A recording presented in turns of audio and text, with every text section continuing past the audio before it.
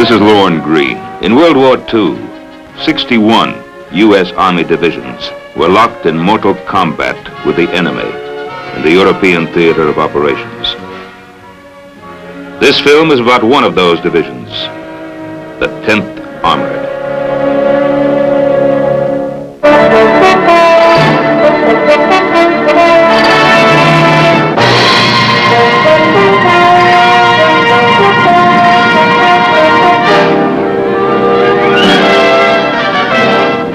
The 10th Armored Division was activated at Fort Benning, Georgia on the 15th of July, 1942.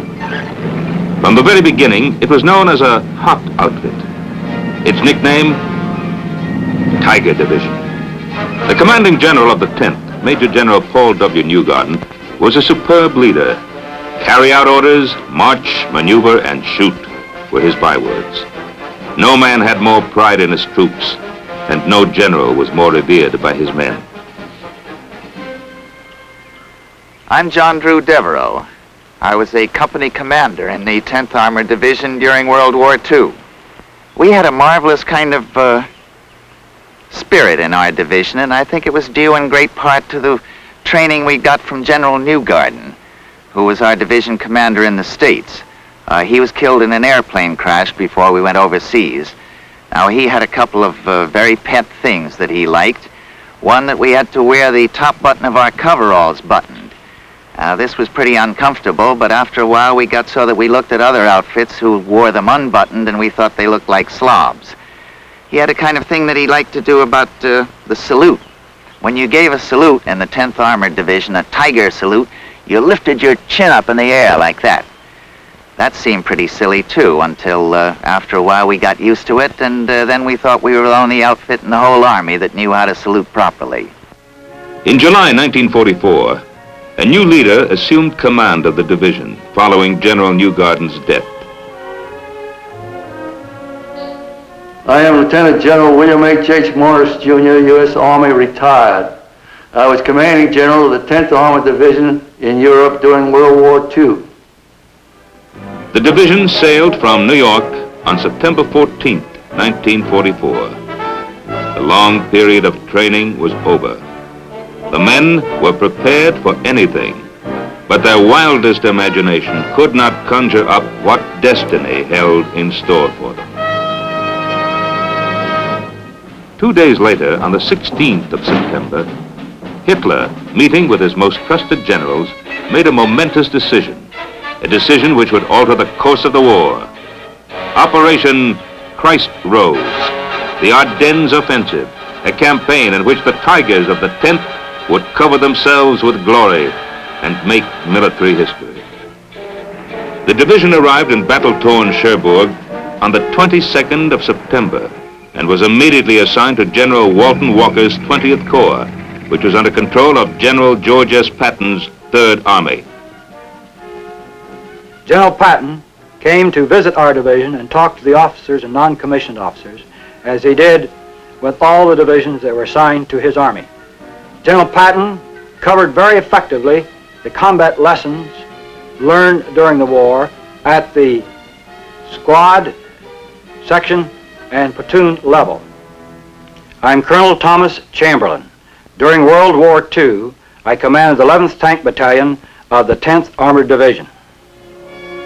I can remember vividly the first days of combat, the first orders we received. Colonel Roberts called us into a small churchyard in the town of Chalon-sur-Marne. His first words were that the reason he called us into this particular churchyard in this particular town were that this was the place that he had received his first orders to go into combat during World War I, and he wanted to use this particular spot to start us off. We moved up all afternoon past Verdun and into the vicinity of Metz, and then that evening, in a beautiful moonlight night, it happened to be Halloween night, we infiltrated our half-tracks one by one, 3 minutes apart, down a very spooky road through a village and up into a wooded area, dismounted, and then trucked on up and relieved the 90th Division. I'm William R. Desobry. I was a battalion commander, a major in the 10th Armored Division in World War II. The 10th Armored Division was a very well-trained division. Its first combat was against Metz. Metz was, you might call it a defensive sector as far as the 10th was concerned. We were supposed to aggressively patrol, and we did. We saw that every instrument and every weapon was fired at least once in more or less anger against the enemy.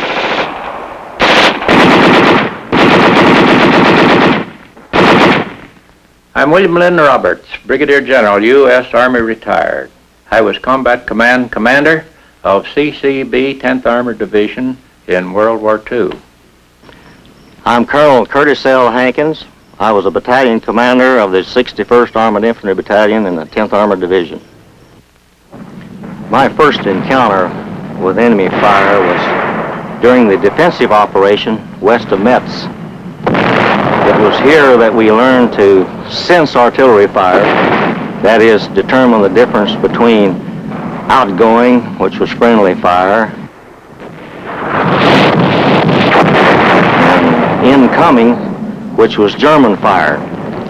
If you could determine with some degree of accuracy where the enemy rounds were going to land, this would save a lot of wear and tear on your knees and elbows when you try to take cover every time the rounds would come over.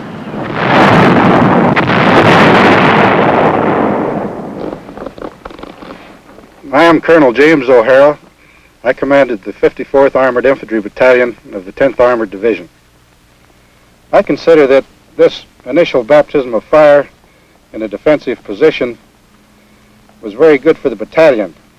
It gave us time to gather our thoughts, practice some of the things we'd been learning in the States, get our communications working, having the reconnaissance platoon worked with the Free French, practice patrolling, all these things that's so necessary for a battalion to do. I remember my first day in combat. We felt very safe in a tank. But during this first day, after I seen the first tank hit by 88 and burn, we began to get scared.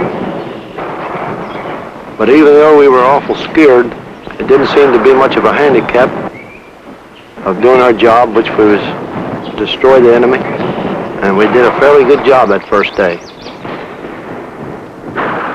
My name's John Winter. I was a tank platoon sergeant, 10th Armored Division during World War II. After fighting for about 3 weeks around Metz, we moved north to the vicinity of the town of Thionville to participate in the 3rd Army offensive designed to capture Metz. The plan of 20th Corps, to which the 10th Armored was assigned, had 2 phases: to destroy the enemy in Metz and to catch him as he tried to pull out of Metz. The mission of the 10th was to make a deep penetration into the enemy's lines. Once it had crashed through the German defense, the left column, Combat Command B, was to advance east and seize a bridgehead over the Saar River near Metz. The right column, Combat Command A, was to take the division objective, including Husenville, which was the center of arterial highway and railroad traffic running northeast of Metz. The enemy blocked the way and fought savagely.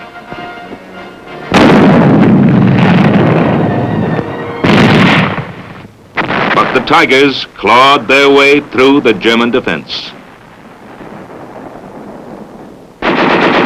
By the time the division had completed its first major offensive mission, it had taken 64 towns,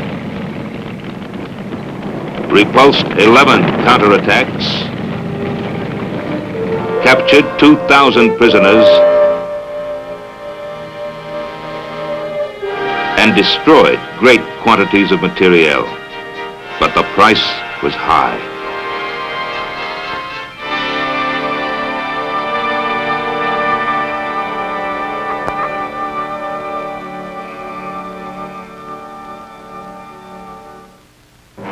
On December 7th, Hitler approved the final draft of Operation Christ Rose, now renamed Watch on the Rhine.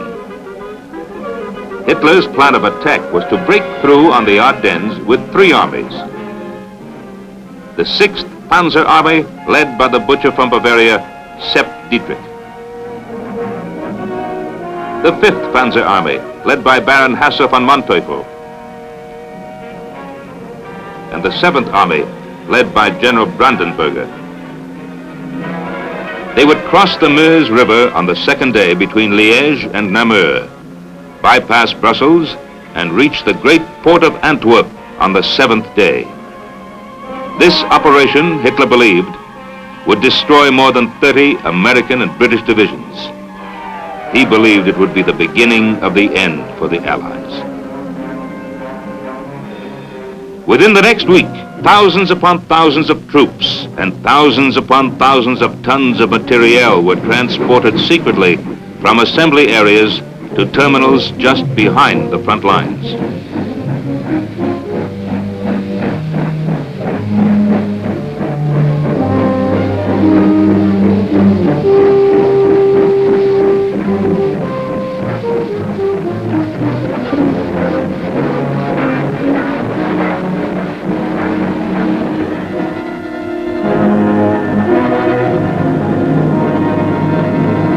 On the eve of December 15th, 250,000 Germans stood poised on the line of departure, prepared to annihilate the enemy.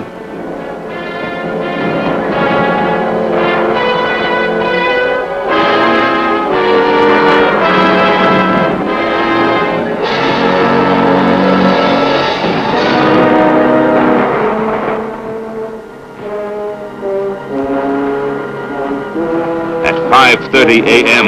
the following morning, flame erupted along an 85-mile front. Hitler's great drive to Antwerp had begun.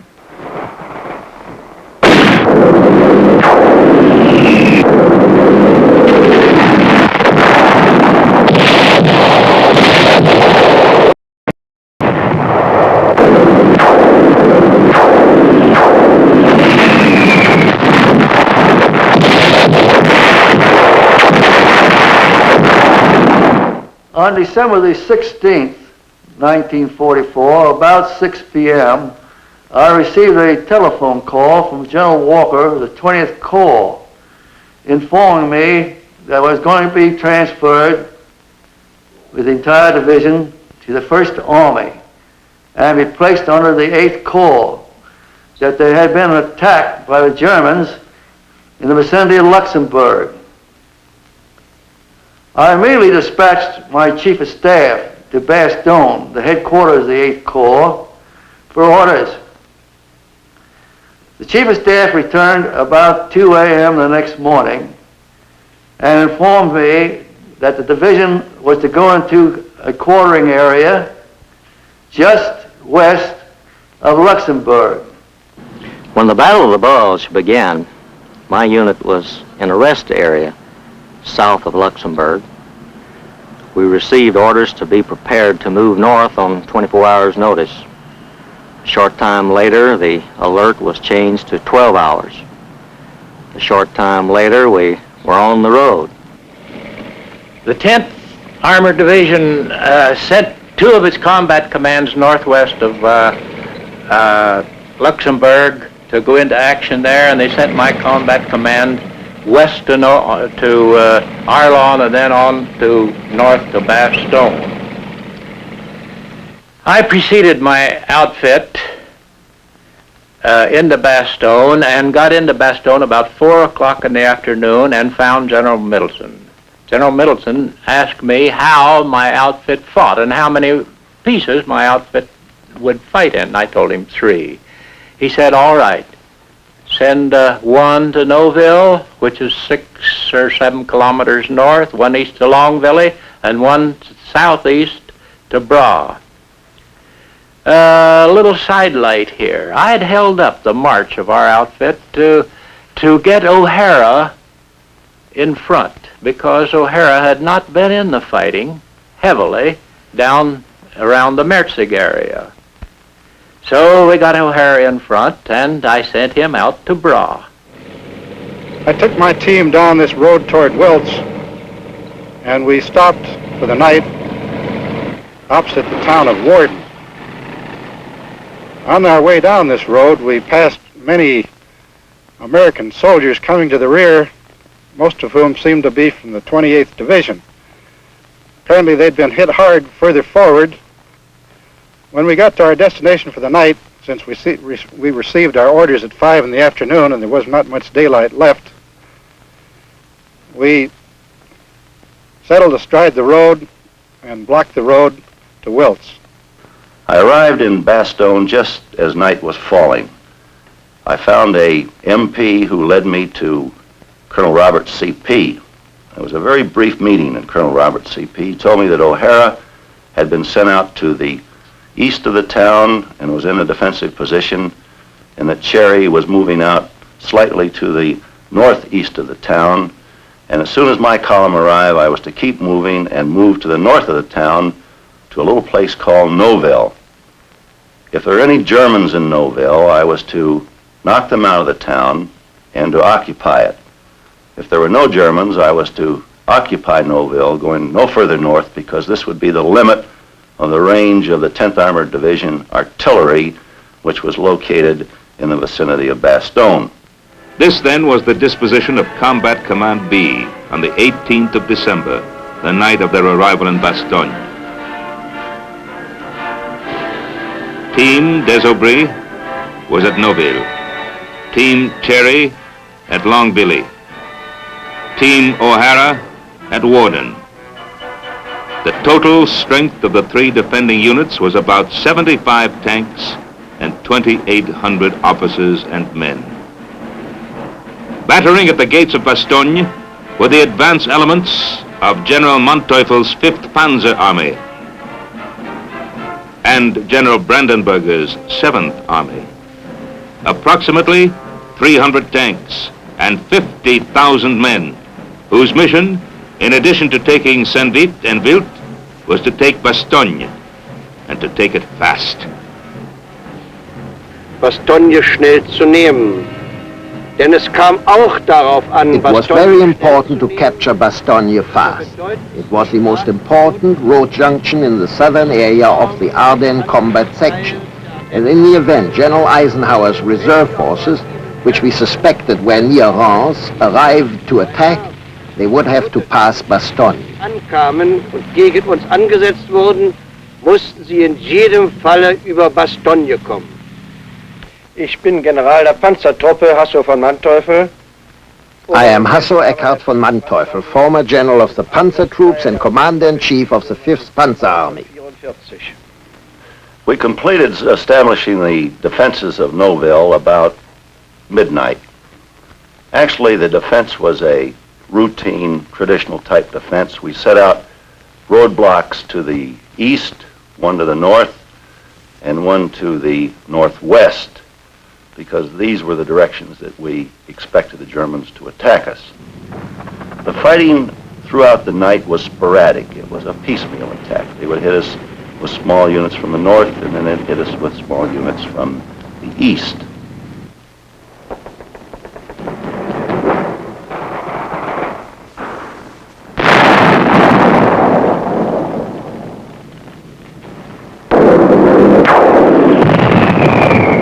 Cherry, who's not here, went out to Longbilly, came back at midnight, and found me asleep. He asked that he be allowed to sit on a road out east of Margaret, short of Longbilly, because he had found a combat command CCR of the 9th Armored Division in position. 10 or 12 tanks, a colonel, and some artillery. I gave him permission to stay where he was. Cherry never got back to his command.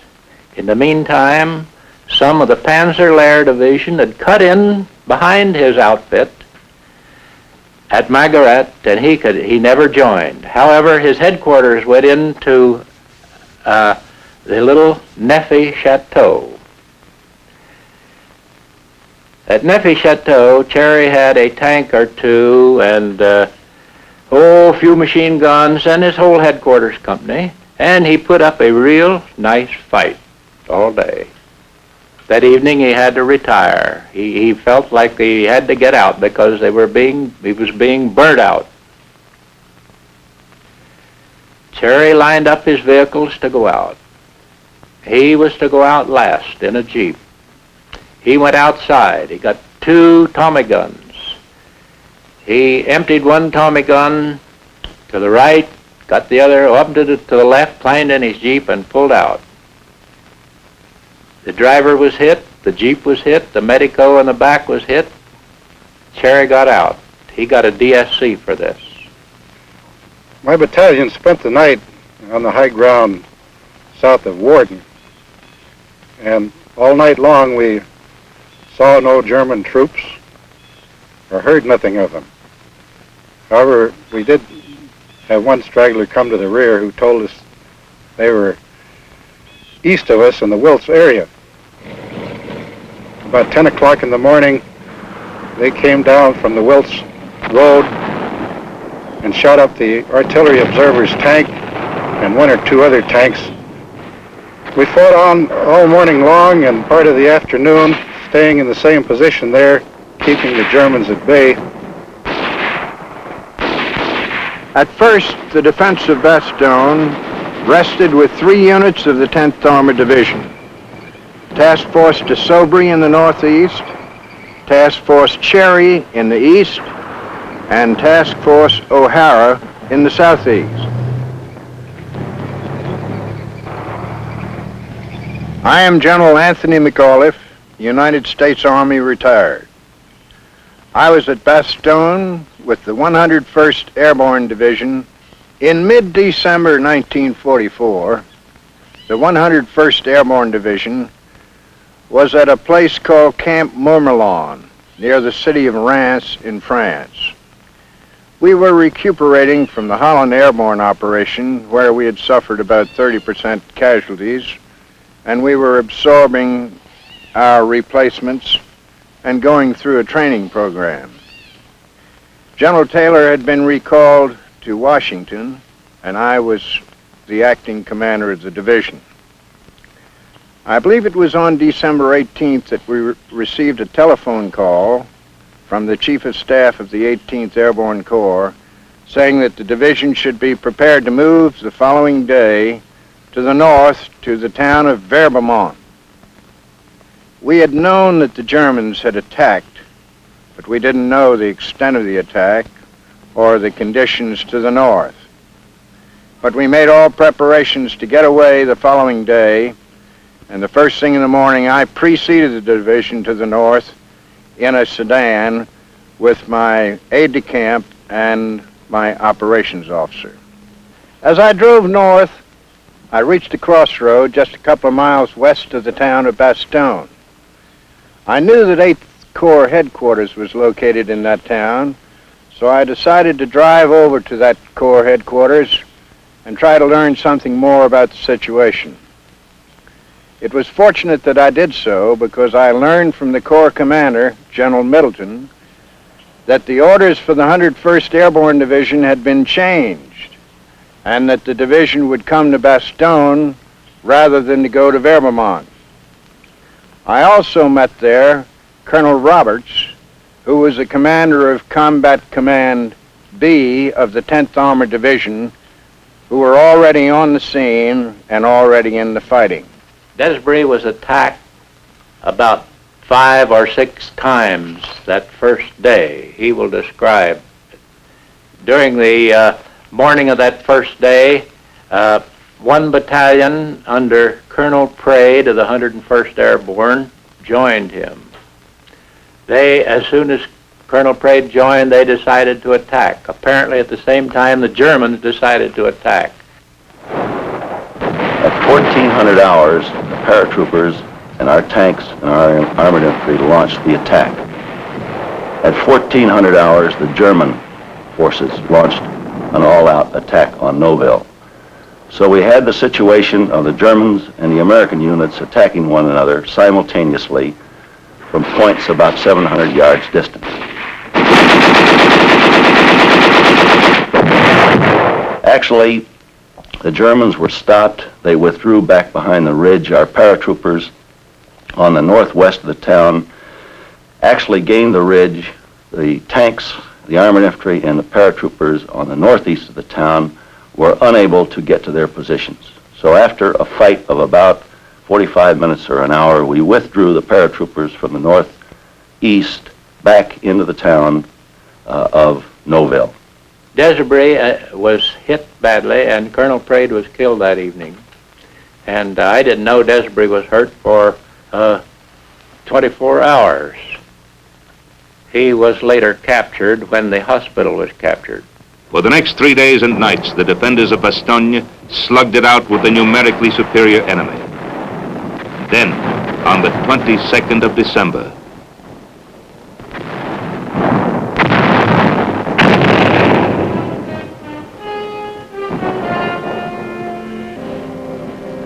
when the besieged city was finally encircled, the commanding general of the 47th Panzer Corps sent the following surrender ultimatum.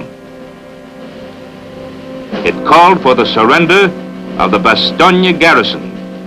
If the Americans did not comply within 2 hours, Bastogne would be completely destroyed and its defenders annihilated. General McAuliffe's one-word answer, nuts, reverberated around the world.